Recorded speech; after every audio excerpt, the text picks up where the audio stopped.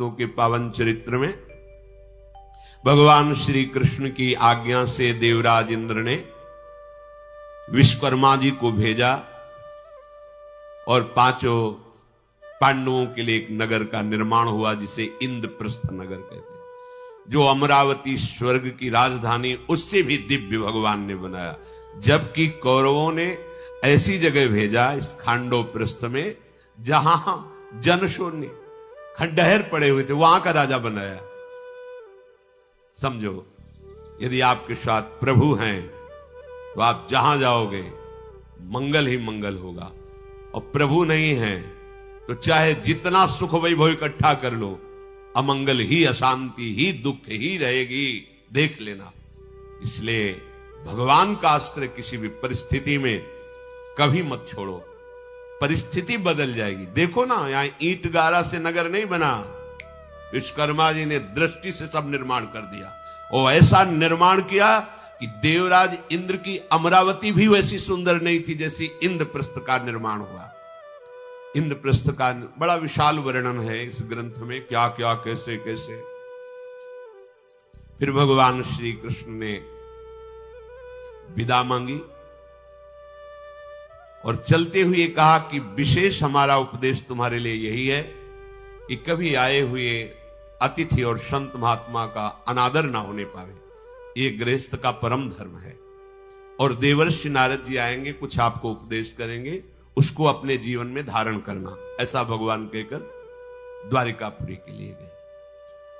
मना पांडव बड़े आनंद से इंद्रप्रस्थ में निवास कर रहे थे। भगवान की आज्ञा के अनुसार देवऋषि नारद अकस्मात वहां पधारे। दूसरों के लिए जिनका दर्शन दुर्लभ है, ऐसे भगवत तेज से युक्त बृहस्पति के समान परम ज्ञानी महान भागवत श्री नारद जी महाराज युधिष्ठिर के महल में आकाश मार्ग से उतरे। उन्हें आया देखकर सभा सहित महाराज युधिष्ठिर खड़े हो गए, प्रणाम किया, सुंदर आसन विराजमान होने के लिए दिया।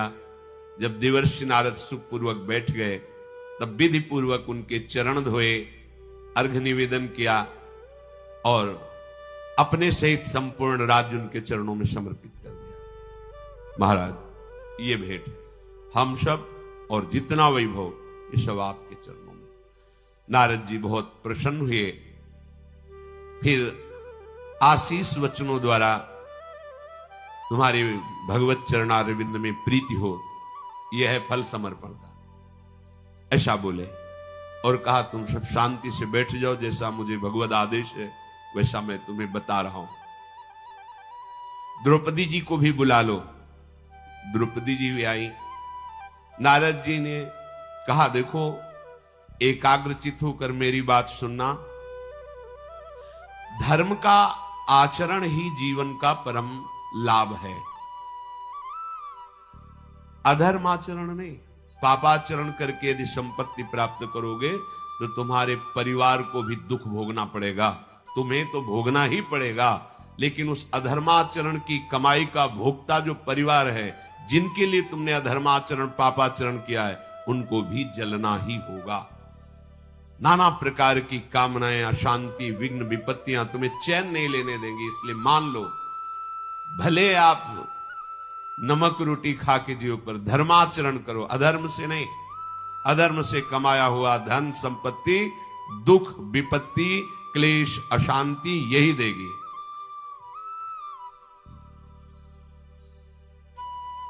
देखो, तुम बड़े यशस्वी हो।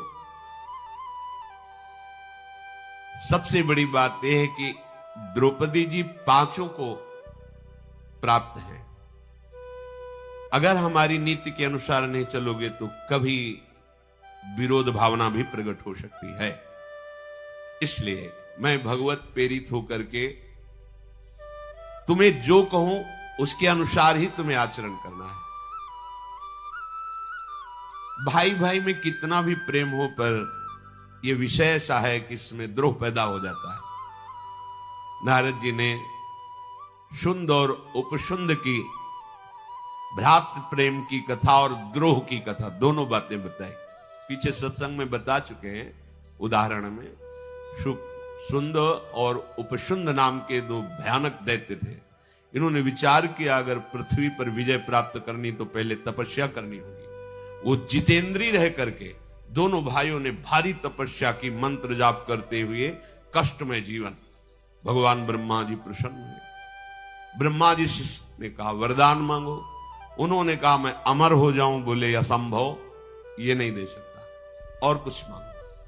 तो उनका मन में विचार किया कि हम दोनों भाइयों में बहुत प्रेम है, हमारा संकल्प भी एक बनता है, हमारी चेष्टा भी एक होती है। तो उनका यदि मृत्यु हो तो हम दोनों से ही परस्पर हो, और तुम्हारे किसी अस्त्र शस्त्र मंत्र से। बोले ये दे देंगे।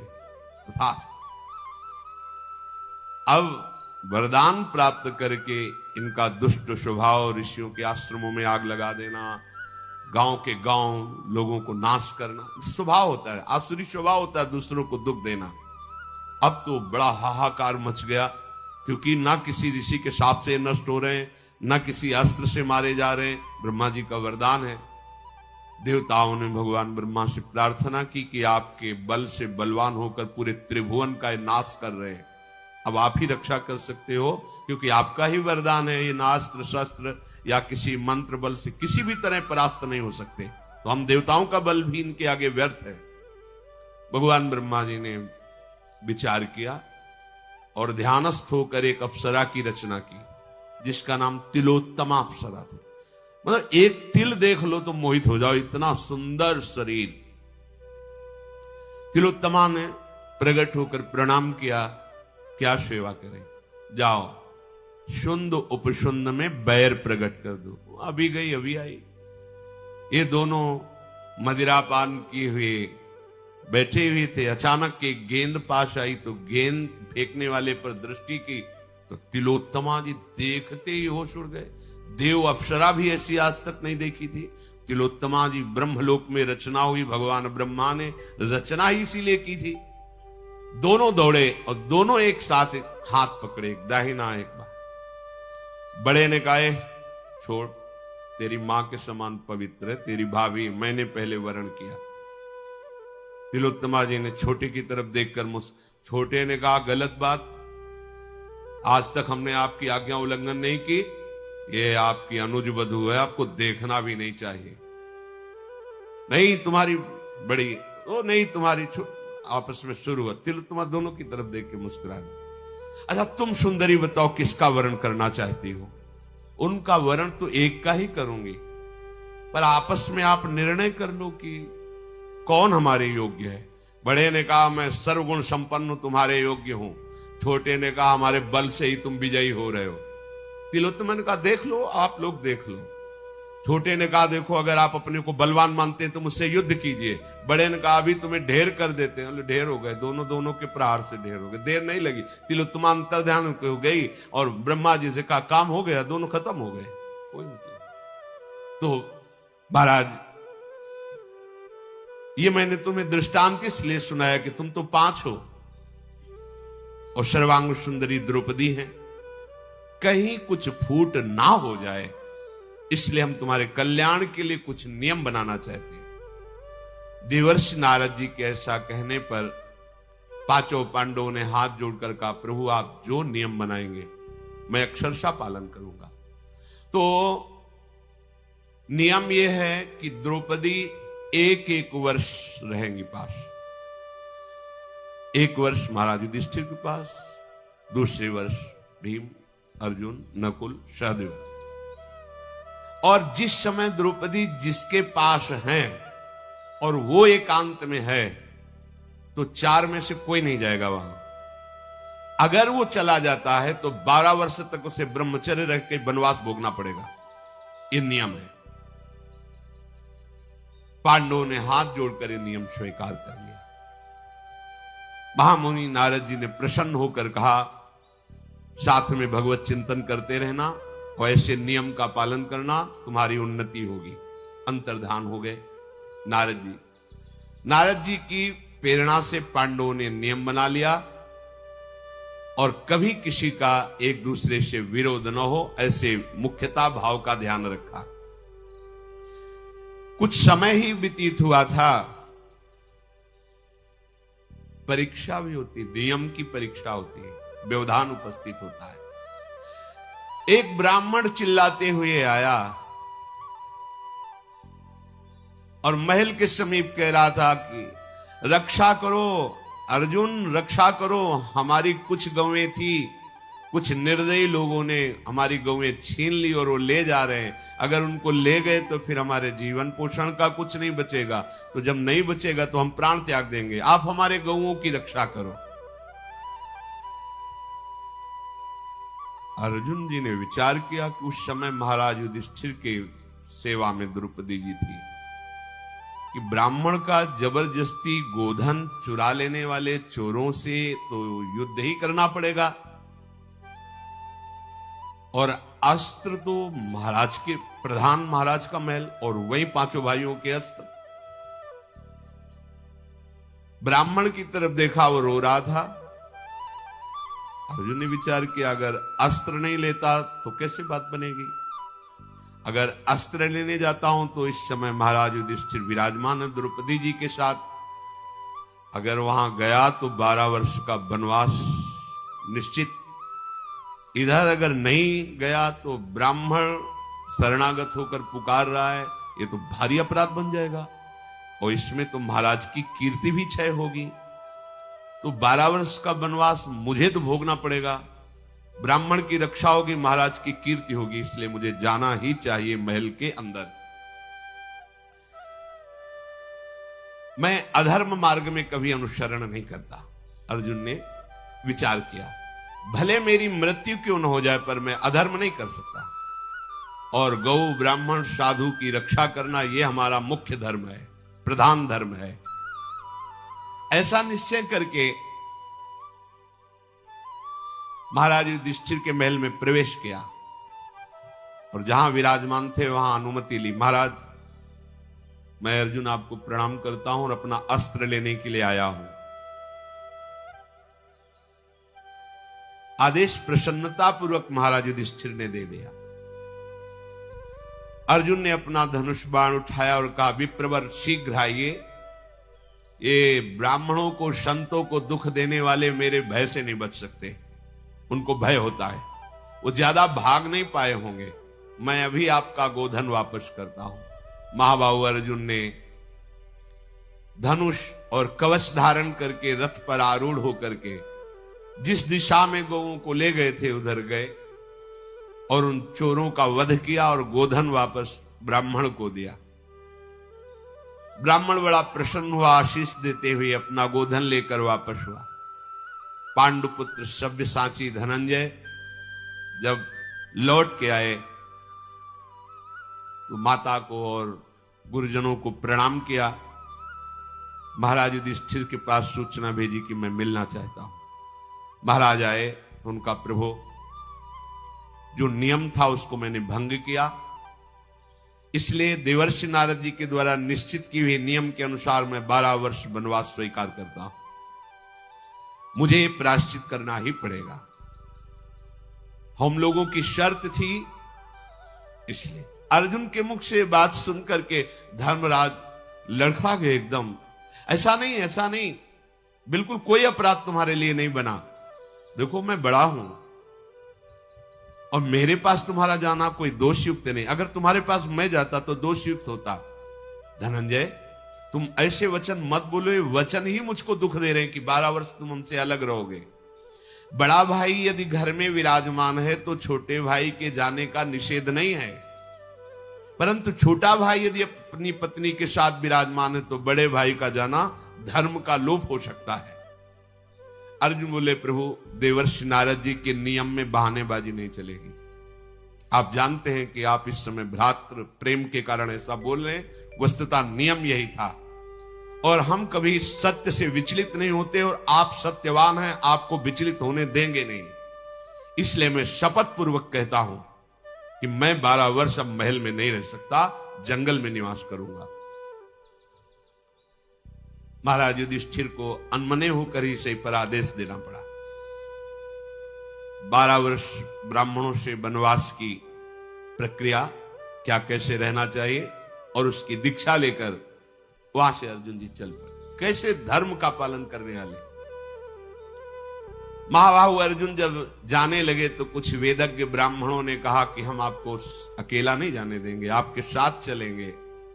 तो जैसे देवता लोग देवराज इंद्र के साथ चलते हैं, ऐसे सब्यसाची अर्जुन के साथ बहुत से ब्रह्म ऋषि उनको मधुर मधुर कथाएं सुनाते हुए वनवास का समय ठीक से कटे, ऐसे ले चले।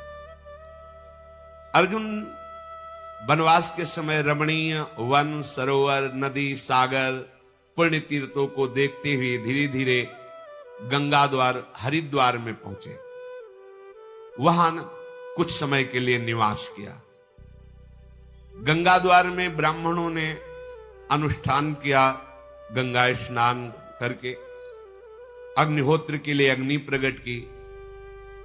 अब अर्जुन जी गंगा स्नान के लिए डुबकी लगाई हरिद्वार में गंगा द्वार पर। जे ही डुबकी लगाई तो उनको कोई पकड़कर गायब कर दिया अर्जुन को। जब आंख खुली तो देखा महल में, और दिव्य महल। कौन है जो मुझे अपहरण करके लाया है? अर्जुन ने। तो नागराज कौरव के परम सुंदर भवन में अर्जुन आश्चर्यचकित होकर के कौन है? पर उस समय अग्नि प्रज्वलित थी, तो उन्होंने कहा पहले जो हमारी दिनचर्या है, संतों ने बताई कि वनवासी को कैसे वानप्रस्थ को रहना चाहिए। तो उन्होंने उसमें अग्निहोत्र कार्य संपन्न किया, अग्निदेव को प्रणाम किया। फिर देखा कि एक बहुत ही सर्वांग सुंदरी नवयुवती छिपी हुई थी। जब अग्निहोत्र कर चुके तब सामने आई। तो अर्जुन ने कहा तुमने अपहरण किया मेरा? उसने मुस्कुरा के कहा हाँ। बोले ऐसा साहस तुम्हारे अंदर कैसे आ गया? तुम जानती हो मैं कौन हूं? क्यों अपहरण किया? तुम किसकी पुत्री हो? तुम्हें कैसे सामर्थ्य मिली? उनका नाम उलूपी, नाग कन्या उलूपी। उन्होंने कहा कि मैं महाविषधर ऐरावत नाग के कुल में उत्पन्न हुई हूं। जो कौरव्य नाग मेरे पिता हैं उनकी मैं पुत्री हूं। मैं इच्छाधारी नागिन हूं। मेरा नाम उलूपी है और मेरे में अपार सामर्थ्य है, इसलिए मैंने आपका अपहरण किया। तो आप क्या चाहती हैं? मेरा अपहरण किस कार्य के लिए किया? तो उनका मैंने तुम्हें देख करके पति रूप में वर्ण किया, इसलिए अपहरण किया। तुम बहुत हमारे चित्त में भाग गए हो। आज तक हमने कभी पति का वर्ण नहीं किया। मैं कुमारी हूं और तुम्हें पति रूप से वर्ण करती हूं, और आपको हृदय दे दिया। आज तक किसी से आसक्त नहीं हूं, आगे किसी से आसक्त नहीं होंगी। ये मेरा व्रत है, अब आप मुझे स्वीकार कीजिए। अर्जुन ने कहा मैं 12 वर्ष के लिए वनवास का व्रत लिए हूं। महाराज युधिष्ठिर और ब्राह्मणों के सामने हमने संकल्प लिया है। उलूपी ने कहा मुझे पता है, आप कोई अखंड बाल ब्रह्मचारी तो है नहीं ना। द्रौपदी जी के लिए 12 वर्ष आप ब्रह्मचर्य और वनवास ले रहे ना, मेरे लिए तो नहीं ना। मुझे पता है आपका ब्रह्मचर्य कोई निर्दिष्ट नहीं कि अखंड ब्रह्मचारी, ऐसा नहीं। आपने केवल द्रौपदी के लिए वो शर्त थी।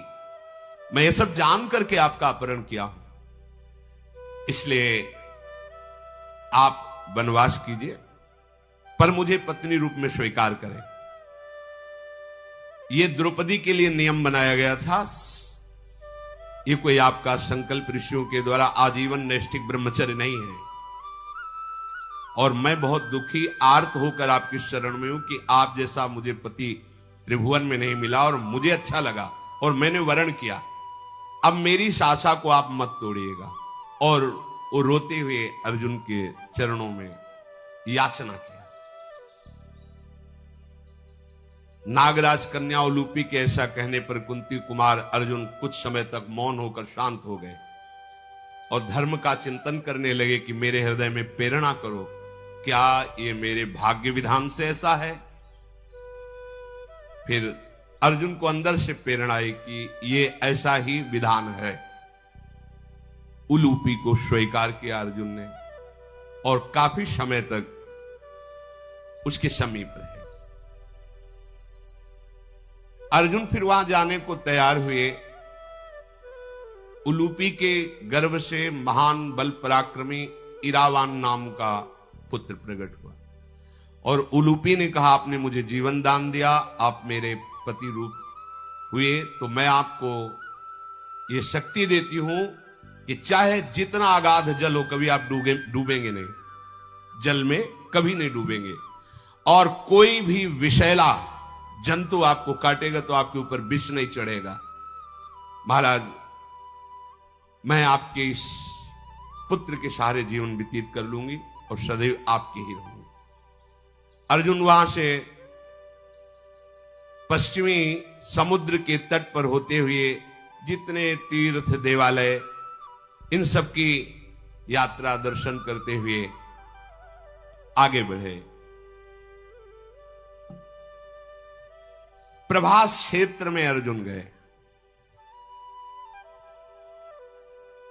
प्रभास क्षेत्र में जब अर्जुन गए तो गुप्तचर, जब अर्जुन वनवास के लिए निकले थे तभी से द्वारिकाधीश ने लगा दिया था कि कभी कोई शत्रु अर्जुन पर आक्रमण करे तुरंत मुझे सूचना दी जाए। तो समझ लो हमारे साथ गुप्तचर प्रभु के लगे हुए हैं, तुम अकेले नहीं हो। यदि भगवान के शरणागत भक्त हो तो अर्जुन को पता नहीं है, लेकिन द्वारिकाधीश के गुप्तचर वनवास में भी उनके साथ है, अर्थात भगवान के पार्षद हर समय है।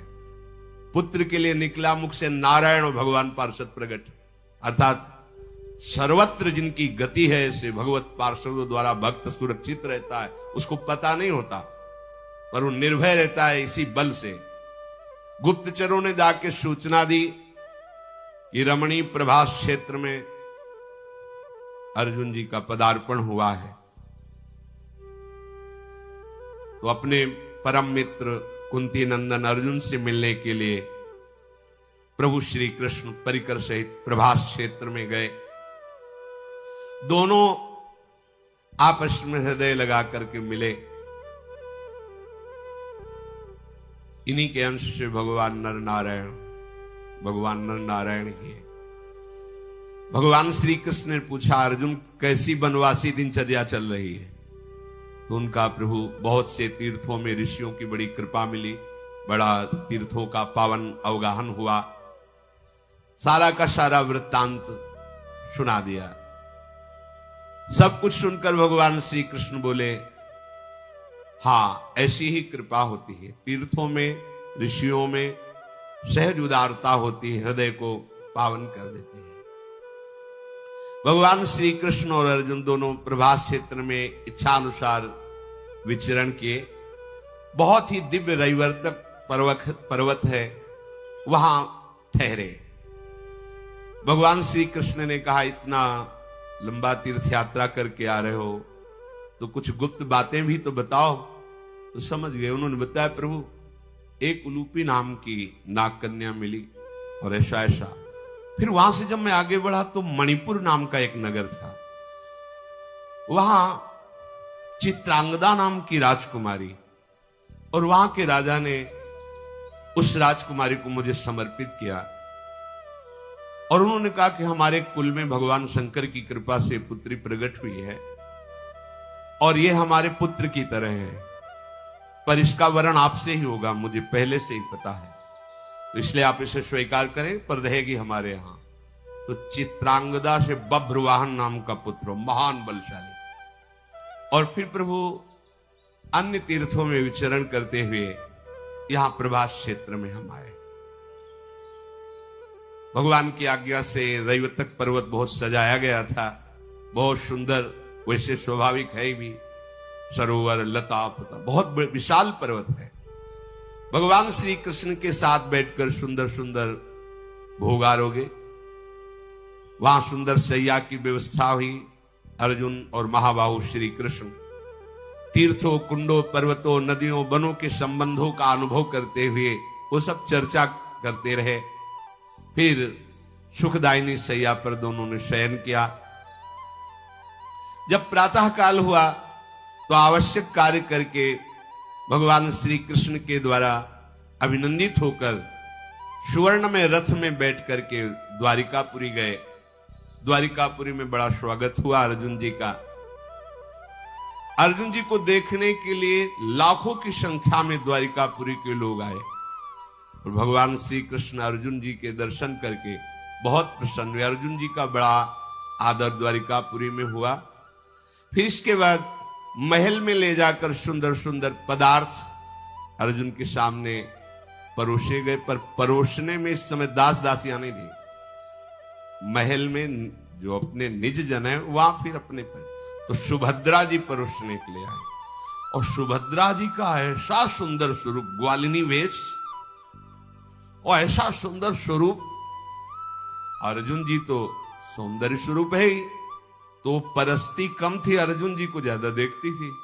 अर्जुन जी पा कम रहे थे और सुभद्रा जी को देख रहे थे, और भगवान श्री कृष्ण दोनों को देख रहे थे।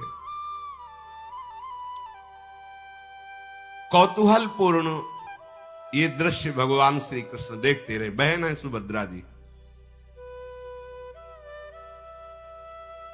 भगवान ने अर्जुन जी से कहा प्रसाद पा लीजिए, पा लीजिए, चलो फिर हमारे साथ घूमने चलो।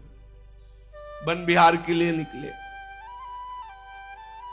उधर सुभद्रा जी अपनी सखियों से घिरी हुई देव पूजन के लिए भगवान के साथ ही अर्जुन टहल रहे थे।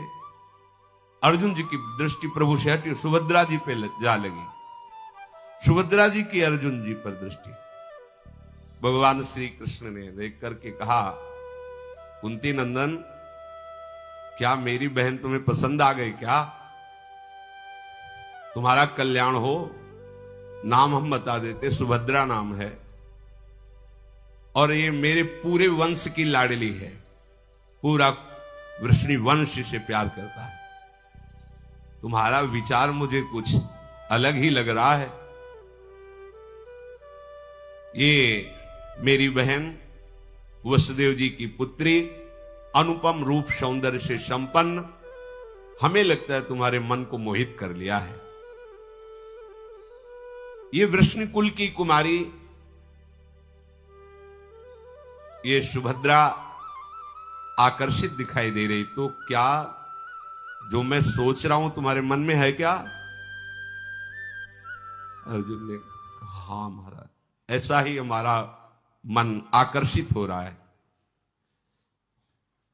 भगवान श्री कृष्ण ने कहा कि देखो, इस पर विचार करना होगा। स्वयंवर अगर हुआ तो एक से एक बलशाली राजा पधारेंगे, पता नहीं कौन जीते स्वयंवर में सुभद्रा को।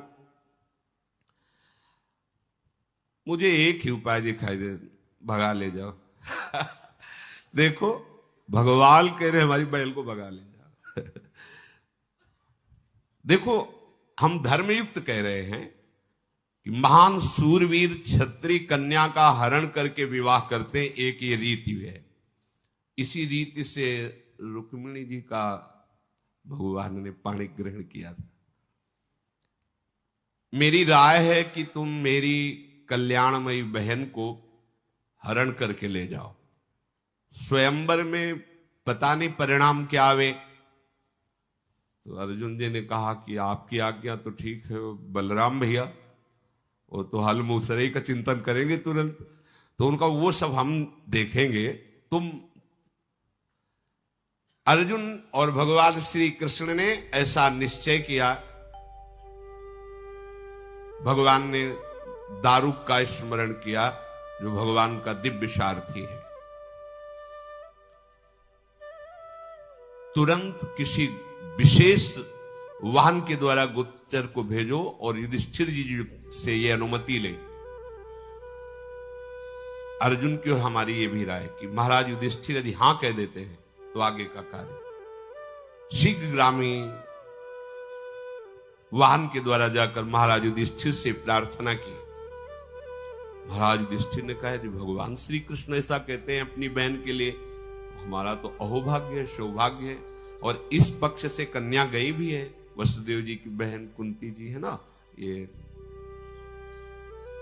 भगवान को जब आकर के सूचनावाहक ने कहा कि प्रभु युधिष्ठिर जी की सम्मति है, तो भगवान ने दारुक से कहा हमारा रथ निकालो, सब उसमें दिव्यास्त्र रख दो, और सैव्य सुग्रीव आदि जो दिव्य घोड़े आकाश मार्ग से किसी भी लोक में जा सकते हैं, उन घोड़ों से जुता हुआ दिव्य रथ जिसकी मेघ की समान गर्जना होती है, चलने में अग्नि के समान प्रज्वलित तेजों में दिखाई देता है। और कहा धनंजय एक कवच धारण करो, क्योंकि अब आगे क्या होगा संभालते संभालते, दस्ताने पहन लो और तुम ये सबसे कहो कि आज मैं यहां वन विहार शिकार करना खेलना चाहता हूं, इसलिए ये रथ लेके जा रहा हूं, आगे की हम व्यवस्था करेंगे। तो अर्जुन ने और सगे संबंधी जो वृष्णिजन उनसे कहा आज बहुत दिनों से हमने वन में शिकार नहीं खेला, तो इस रथ पर बैठकर शिकार के लिए जा रहे हैं। भगवान ने सुभद्रा जी से कहा कि रैवतक पर्वत में जो विराजमान कुल देवता है उनका पूजन करने के लिए तुम निकलो। सुंदर श्रृंगार करके पूजा की सामग्री लेके कुछ सैनिकों की सुरक्षा में सुभद्रा जी देव पूजन के लिए निकली। सर्वांग सुंदरी सुभद्रा जी, अर्जुन जी उधर रथ लेके गए, पूजा की थाली हुए देवता के पास रख दी कि अपना पूज लेना अपने आप को, और रथ में आके अर्जुन ने गोद में लेकर उनको रथ में बैठा लो। भगवान ने बता दिया था कि दारुक तुम बैठे रहना, घोड़ों की लगाम सुभद्रा के हाथ में होनी चाहिए, अर्जुन जी तुम पीछे बैठना। सैनिकों को तो अर्जुन ने वापस किया, अस्त्रों से रोक करके भाग करके उस सभा में गए, महाराज उग्रसेन की सभा में गए। अन्याय हो गया, राजकुमारी सुभद्रा का बलपूर्वक अपहरण अर्जुन ने कर लिया। भगवान भी जाकर सभा में चुपचाप बैठ गए। अपहरण कर लिया, यह शब्द बहुत बड़ा होता है। जे ही ये समाचार मिला तो संपूर्ण सभासद एक साथ खड़े हो गए। उन्होंने कहा ऐसा दुस्साहस करने का बल कैसे अर्जुन को प्राप्त हुआ, पूरी हस्तिनापुर इंद्रप्रस्थ को यहीं से नष्ट कर देंगे।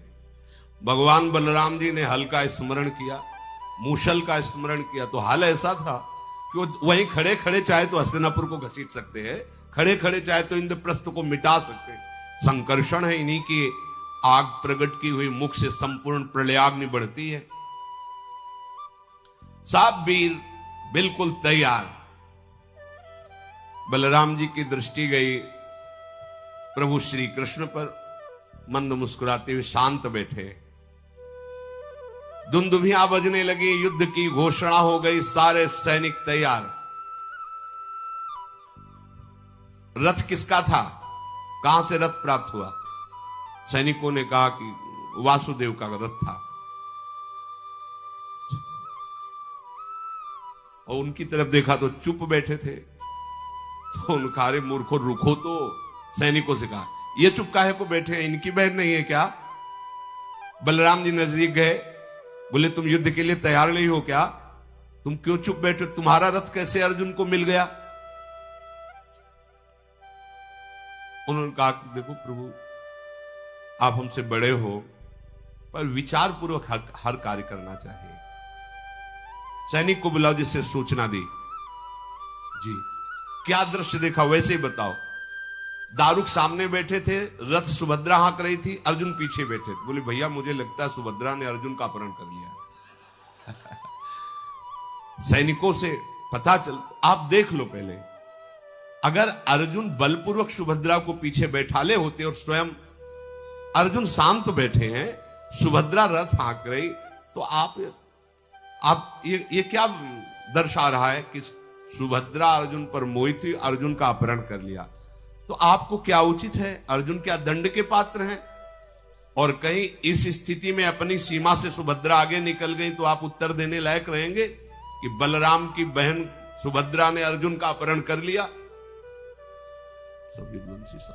बलराम जी से कहा उचित है ये, तत्काल बुजुर्ग जनों को भेजो और प्रार्थना करके अर्जुन को बुलाओ और उत्साह के से सुभद्रा का ब्याह अर्जुन से किया गया है ये घोषणा करवा दो। बलराम जी ने कहा यही ठीक रहेगा, यही ठीक रहेगा। अच्छा, जिसके पक्ष में भगवान है उसका कैसे, आप समझो, जहां भगवान पक्ष ले रहे हैं वहां बिगड़ क्या सकता है? अब अर्जुन के मन में था ही कि प्रभु उधर है, ज्यादा बिगड़ नहीं पाएगी। देखा बड़े बड़े महारथी आ रहे हैं, तो अर्जुन सावधान स्थिति में हुए। वो लोग शांत उतर करके गए प्रणाम मुद्रा में और कहा वासुदेव श्री कृष्ण और बलराम जी ने आपको सादर बुलाया। सादर शब्द से समझ गए कि प्रभु की लीला। वापस गए, बड़े ही जय घोष के साथ अर्जुन का स्वागत किया गया और समस्त यादवों के बीच में सुभद्रा जी का धर्म के अनुसार पाणी ग्रहण संस्कार अर्जुन से हुआ। अर्जुन कुछ समय तक वहां व्यतीत किए, फिर द्वारिका से वृषणवंशियों द्वारा पूजित होकर, क्योंकि 12 वर्ष पूर्ण करने थे, पुष्कर तीर्थ में गए और वनवास का शेष समय इन तीर्थों में वास करते हुए पूरा किया। जब 12 वर्ष तीर्थों में वास करते हुए पूर्ण हुए, फिर वो इंद्रप्रस्थ आए, जो पूर्व में खांडोप्रस्थ कहा गया। धौम्याचार्य जी ने स्वस्ति वाचन किया, माता कुंती जी ने हृदय से लगा करके उनको आशीर्वाद दिया। महाराज युधिष्ठिर और भीम के अर्जुन ने चरण छुए, नकुल सहदेव ने अर्जुन के चरण छुए। बड़ा आनंद। अर्जुन ने सूचना दे दी थी द्वारिका में कि मैं अमुक तिथि को पहुंच रहा हूं, हमारा वनवास पूरा होगा। तो उधर से बहुत से सैनिकों से सुरक्षित सुंदर गोप वेश में, घांगरा चुंदरी जो गोप वेश, इसमें सुभद्रा जी को ग्वालिनी का सा वेश और अपार संपत्ति द्वारिका से साथ में। ये जब सूचना दुर्योधन कर्ण आदि को मिली तो होश उड़ गए कि इनकी तो रोज की रोज उन्नति हो रही। हाँ, ये विश्वास आप कर लीजिए, यदि आपने प्रभु श्री कृष्ण का आश्रय ले लिया है तो कुछ बीच में आपको विपत्तियां सहनी पड़े भले, लेकिन वो विपत्ति आपके महासुख का कारण बनेगी। दिन दिन बढ़े प्रताप शुक्ल पक्ष, जैसे चंद्र कला, रे मन भजिए नंद लला। कहीं भी आप रहो, कहीं भी घर कानन में रहो, कहूं भी पकड़े ना ही पला, रे मन भजिए नंद। कोई पैदा नहीं हुआ कि तुम्हारा पल्लू पकड़ ले। देखो, जिसकी तरफ भगवान है, जैसे शुक्ल पक्ष का चंद्रमा बढ़ता है, ऐसी उसकी यश कीर्ति वैभव बल सब बढ़ता है। विश्वास करके भगवान का आश्रय लेना चाहिए। सुभद्रा जी जे भी महल में प्रवेश की तो जो देखता, सुभद्रा जी का स्वरूप, भगवान श्री कृष्ण की बहन है और ग्वालिनी वेश तो वैसे ही मनोहर वेश होता है। सुभद्रा जी सबसे पहले राजमहल में जाकर माता कुंती के चरणों में प्रणाम किया, फिर प्रसन्नता पूर्वक आशीर्वाद प्राप्त करके द्रौपदी जी के समीप गए। द्रौपदी जी के चरण छुए, कहा देवी मैं आपकी सदैव दासी हूं और दासी ही रहूंगी, क्योंकि बड़ी है। देखो कैसा मृदु व्यवहार। मैं आपकी दासी हूं, आपको प्रणाम कर रही हूं, जीवन भर आपकी दासी रहूंगी। यह है प्रियता का स्वरूप। नहीं तो कहीं ना कहीं फिर मन मुटाव, सौत भावना आ जाए, इसलिए बहुत प्रियता। द्रौपदी जी ने हृदय से लगा के कहा, बहन तुम्हारा पति प्रेम प्रतिदिन बढ़े, तुम्हारे पति सदैव स्वस्थ रहे। शब्द देखिए, तुम्हारे पति, ये शब्दों। सुभद्रा ने आनंद मगन होकर कहा, ऐसा ही हो, ऐसा ही हो। कमल नयन भगवान श्री कृष्ण ने जब ये पता चला कि सुव्यवस्थित सुभद्रा जी महल पहुंच गई हैं, तब महारथियों से कहा कि भारी सामग्री और पहुंचाई जाए। इतना इंद्रप्रस्थ में रथ, हाथी, घोड़े, रत्न, संपत्ति पहुंचा दी जाए कि द्वारिका से किसी भी तरह कुछ कम ना हो। भगवान श्री कृष्ण की आज्ञा होते ही वृष्णि, भोज, अंधकवंशी बड़े बड़े सूरवीर बहुत सी सामग्री और रत्न, घोड़े, हाथी, वैभव लेकर के भगवान श्री कृष्णचंद्र जी साथ में हैं। युधिष्ठिर जी आगे आकर भगवान श्री कृष्ण की अगवानी की। जब ये सुना कि पहले सुभद्रा जी के साथ बहुत दहेज आया और अलग से आया है, हमें लगता है कि दुर्योधन जीवन भर जलता ही रहा है, उसे कभी शीतलता नहीं मिली।